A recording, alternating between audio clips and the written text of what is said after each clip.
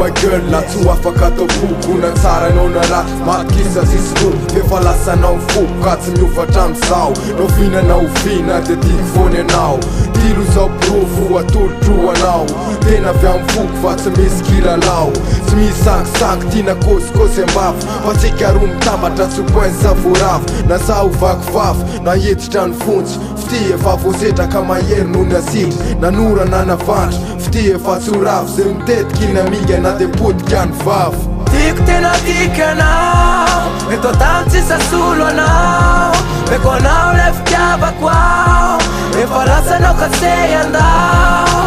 tiako tena tiky anao eto tany tsisa solo anao meko anao le fitiavako ao efa rasanao ka se andao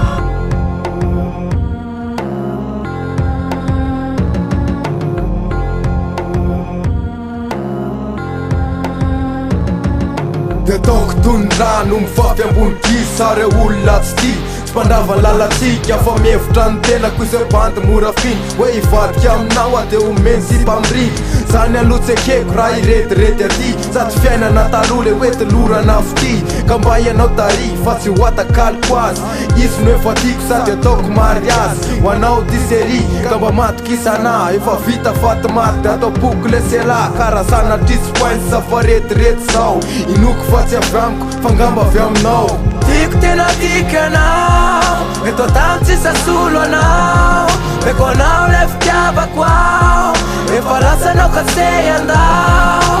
tiako tena tiky anao eto tany tsisa solo anao meko anao le fitiavako ao efa rasanao ka se andao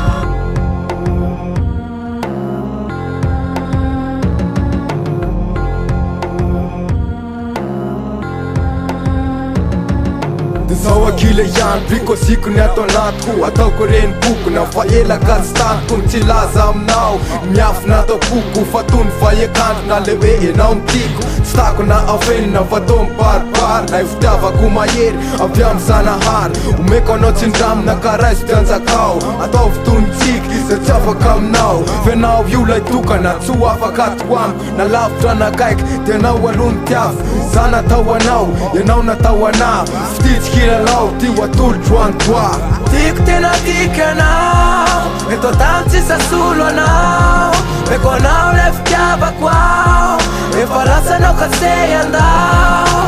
tiako tena tiky anao eto tany tsisa solo anao meko anao le fitiavako ao efa rasanao ka se andao